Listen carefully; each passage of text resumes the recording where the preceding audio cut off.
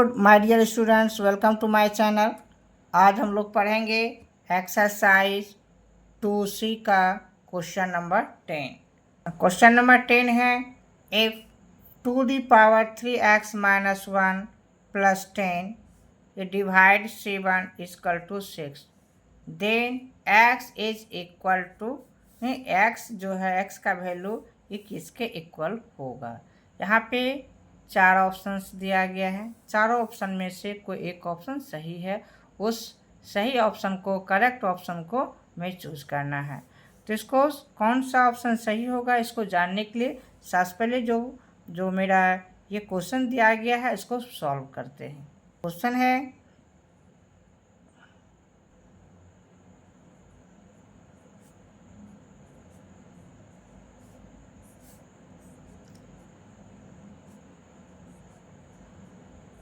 ये क्वेश्चन क्या है, 2 ^ 3x - 1 नीचे प्लस 10, फिर यहाँ डिवाइड 7 = 6। अब क्या देखते हैं यहाँ पे, ये जो 7 डिवाइड के रूप में है उसको इस इक्वल टू के ये साइड कर देंगे, नहीं साइड चेंज करेंगे तो डिवाइड है तो क्या होगा, मल्टीपल के रूप में आ जाएगा, मल्टीप्लाई के फॉर्म में। इसको लिख सकते हैं 2 ^ 3x - 1, ये प्लस 10 हो जाएगा और इधर क्या हो जाएगा 6, इधर आ जाएगा तो इंटू 7, 6 × 7 हो जाएगा। अब क्या करेंगे, ये 2 पर पावर ये 3x - 1 ये प्लस 10 होगा, मल्टीप्लाई कर देते हैं, कितना हो जाएगा 6 से बन जाए 42, क्या हो जाएगा ये 42 हो जाएगा। अब ये 2 पर पावर ये 3x - 1 इक्वल टू ये हो जाएगा 42 और ये प्लस 10 है ना, तो इसका भी साइड चेंज करेंगे, इधर आकर क्या हो जाएगा -10 हो जाएगा, क्या हो जाएगा -10। तो अब ये कहलाएगा 2 पर पावर 3x - 1 इक्वल टू 8, 42 में 10 को सब्ट्रैक्ट करेंगे तो कितना हो जाएगा, ये 32 हो जाएगा, क्या हो जाएगा 32 हो जाएगा। अब ये 32 को हम क्या लिख सकते हैं, पहले लिखते हैं 2 पर पावर ये 3x - 1 इधर हो जाएगा 2 पर पावर 5, क्या लिखेंगे इसको 2 पर पावर हम 5 लिख सकते हैं। अब एक्सपोनेंट का एक रूल है, अब यहाँ इसका बेस क्या है 2 है, इधर भी बेस 2 है, बेस सेम रहेगा तो पावर भी क्या हो जाएगा सेम हो जाएगा, यानी क्या हो जाएगा 3x - 1 इक्वल टू 5, क्या हो जाएगा 3x - 1 इक्वल टू 5। अब क्या करेंगे, x को एक साइड में, बिना x वाला को एक साइड में, तो 3x इक्वल टू क्या हो जाएगा 5, माइनस है ना, साइड चेंज करेंगे तो क्या हो जाएगा इधर प्लस हो जाएगा। तो आप क्या लिख सकते हैं, इसको लिख सकते हैं 3x इक्वल टू 5 + 1 6 हो जाएगा, है ना।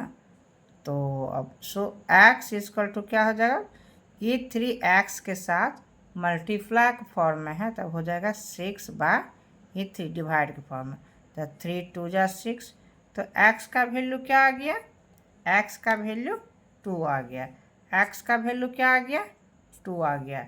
तो हमारा सही ऑप्शंस क्या हो जाएगा, सही ऑप्शंस हो जाएगा डी, क्या हो जाएगा डी हो जाएगा, है ना, D2। तो अब नेक्स्ट क्वेश्चन,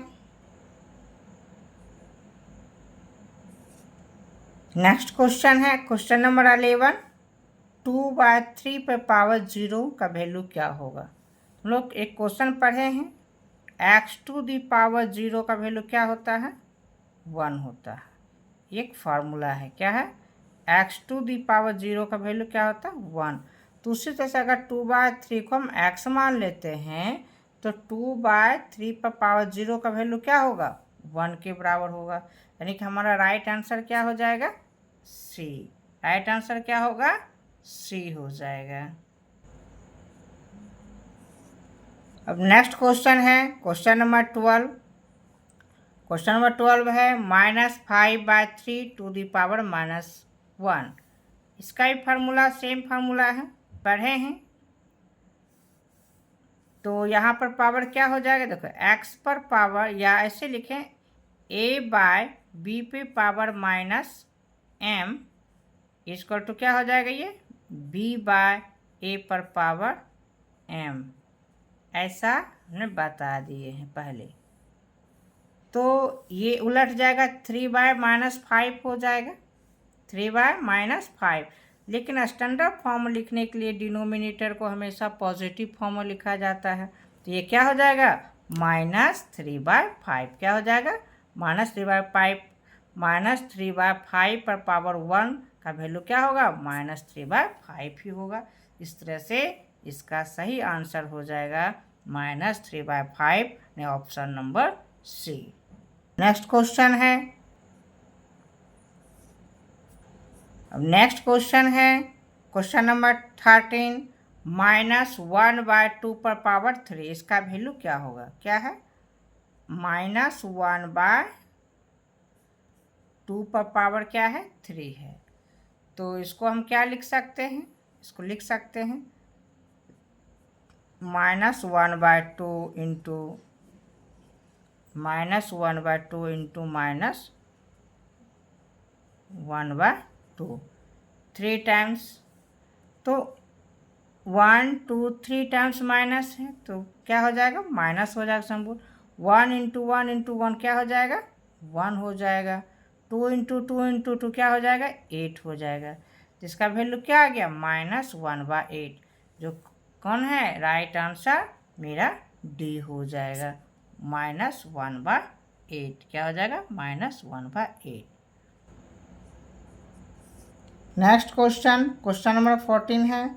नेक्स्ट क्वेश्चन 14 क्या हो गया, -3/4 पर पावर 2। अब इसको सॉल्व करेंगे, क्या आता है, -3/4 पर पावर 2 इक्वल क्या होगा, -3/4 इंटू -3/4। इस तरह से क्या होगा, माइनस इंटू माइनस क्या हो जाएगा, प्लस हो जाएगा, प्लस का साइन नहीं लिखाएगा। 3 इंटू 3 क्या हो जाएगा, 9। 4 इंटू 4 क्या हो जाएगा, 16। तो क्या होगा, 9/16, जो क्या है, ऑप्शन नंबर बी है। क्या है, ऑप्शन नंबर बी, 9/16 यही राइट आंसर होगा। अब नेक्स्ट क्वेश्चन, नेक्स्ट क्वेश्चन है क्वेश्चन नंबर 15। क्या है, 3670000 इन स्टैंडर्ड फॉर्म। तो पहले हमने बताए थे कि स्टैंडर्ड फॉर्म लिखने के लिए, है ना, लेफ्ट साइड से 1 डिजिट के बाद क्या देते हैं, हम डेसिमल देते हैं। 1 डिजिट के बाद डेसिमल देते हैं। तो ऐसा कहाँ लिखा हुआ है, तो यहाँ पर 3.67 है ना। तो ये वाला आंसर होगा। और क्या, ये अब उसके बाद यहाँ से देखते हैं 3 के बाद कितना डिजिट है, 1 2 3 4 5 6, तो 10 टू द पावर क्या हो जाएगा, 6 हो जाएगा। इस तरह से इसका राइट आंसर क्या हो जाएगा, ये ऑप्शन नंबर सी हो जाएगा। इसको डायरेक्ट हम लिख सकते हैं, है ना। स्टैंडर्ड फॉर्म में लिखने के लिए लेफ्ट साइड से हम 1 डिजिट के बाद डेसिमल देंगे, ठीक है। उसके बाद जितना डिजिट रहेगा 10 टू द पावर उतना हम लिख देंगे। तो 3 के बाद कितना डिजिट है, 1 2 3 4 5 6, तो 10 टू द पावर क्या हो गया, 6 हो गया। सो हमारा राइट आंसर क्या हो गया, 15 का सी। अब नेक्स्ट क्वेश्चन है क्वेश्चन नंबर 16। क्वेश्चन नंबर 16 है 0.000463। इसको क्या है, इन स्टैंडर्ड फॉर्म, इसको स्टैंडर्ड फॉर्म लिखना है। तो ये डेसिमल जो है कहाँ आ जाएगा, ये 4 के बाद आएगा। डेट मीन्स क्या हुआ कि ये एक डिजिट उन्हें राइट साइड से 1 डिजिट के बाद आएगा, है ना। तो ये 0 0 है, तो यहाँ आ जाएगा। तो यहाँ पर 4.63 हो जाएगा, 4.63 ये ऑप्शन आ रहा है। यहाँ भी 4.63 है ना। तो ये दोनों में से कोई सही होगा। लेकिन अब क्या देखते हैं, ये यहाँ से डेसिमल जो है लेफ्ट साइड से राइट साइड कितना डिजिट गया, यहाँ पर गया, है ना। 1 2 3 4 5 डिजिट, है ना। कितना ये, 5 डिजिट। तो इसका क्या ऑप्शन हो जाएगा? Option number B. क्या हो जाएगा? ऑप्शन बी, 10⁵ है ना, बताया ना। पहले 4.63 यहाँ भी है, 4.63 यहाँ भी है, लेकिन ये डेसिमल कहाँ गया? 4 के बाद गया, तो 4 तक कितना डिजिट आता है? 1 2 3 4 5 डिजिट, तो 10⁻⁻5 हो जाएगा। नेक्स्ट क्वेश्चन,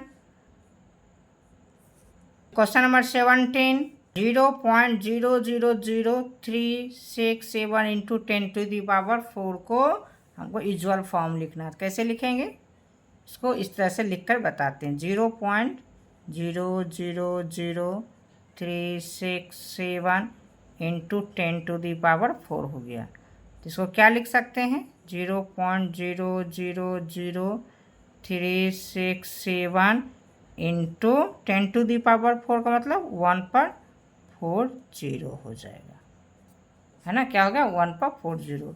अब इसको क्या लिख सकते हैं? अब लिखेंगे 367 और ये 40 इस पर आ जाएगा।